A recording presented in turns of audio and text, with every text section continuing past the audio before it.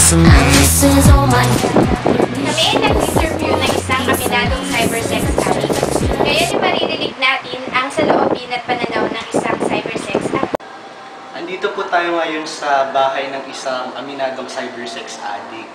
Kukunan po natin siya ng few questions about kung ano po yung nafe-feel niya or na-experience regarding this topic. Okay, so tara papasok tayo.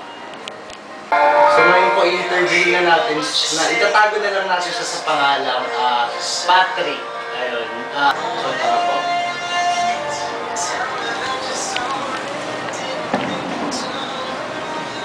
Magandang gabi po, Mr. Patrick. So andito po kami ngayon para makapanayam kayo regarding sa ano nga po ninyo, addiction ninyo. So unang tanong po, kailan kayo nag-start? Actually, Nung sa 3 years paggawa ago. nito.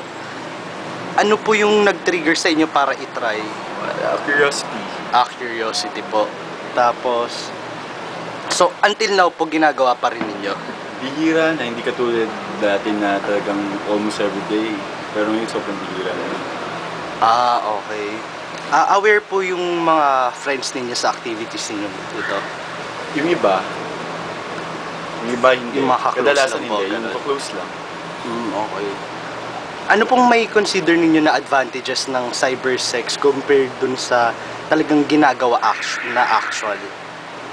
Hindi na hassle sa pakikipagkita, hindi na magastos. Tsaka internet lang naman yun eh. So, madalas, hindi ka na makikipagkita. Tapos, yung prone sa AIDS, talagang nalalessen. Wala talaga halos. Okay. Kasi walang direct Walang contact direct contact. naman. So, okay. Kung magbibigay po kayo ng few words dun sa mga balak palang mag-try nitong cybersex na ito, ano pong may ipayo ninyo? Kung gusto nila yung try, basta alam lang nila yung limitations nila. Tsaka kung ano lang yung mga dapat gawin, okay lang. Try nila. Basta alam. Okay po.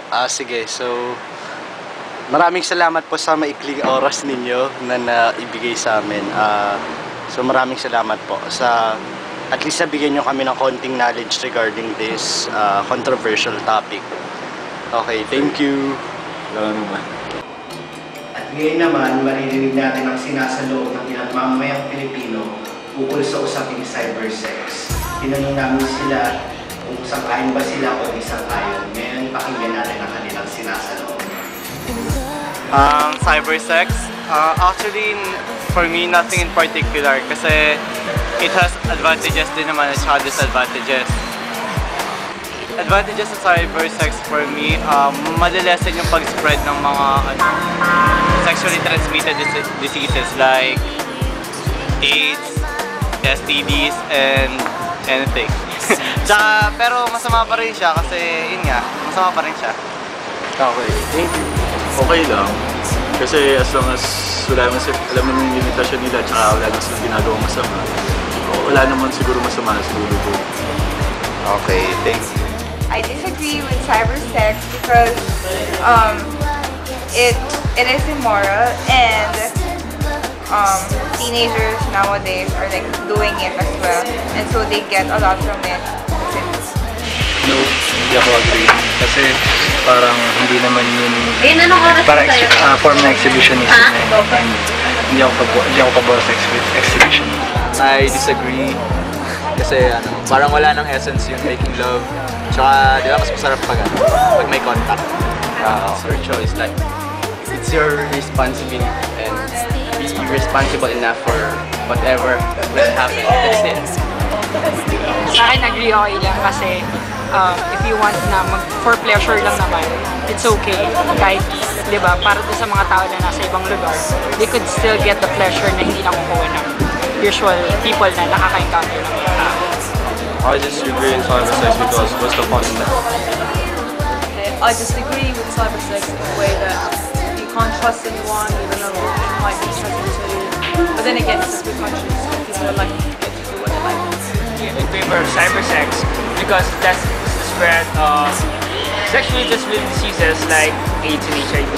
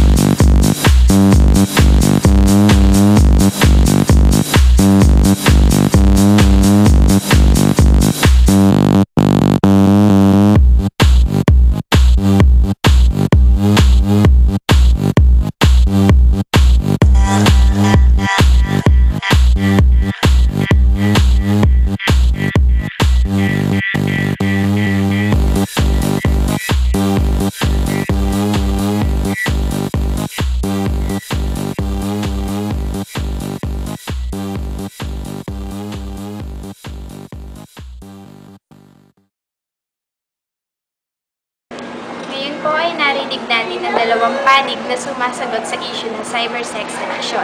Bilang tao, nasa atin na ang pagdesisyon kung gagawin natin o babalakin natin itong gawin. Dapat nating tandaan na ang lahat ng gawain ay may limitasyon. Dito na po nagtatapos ang aming documentary pinamagatang Cybersex. Sana po marami kayong natutunan regarding this topic. Maraming salamat.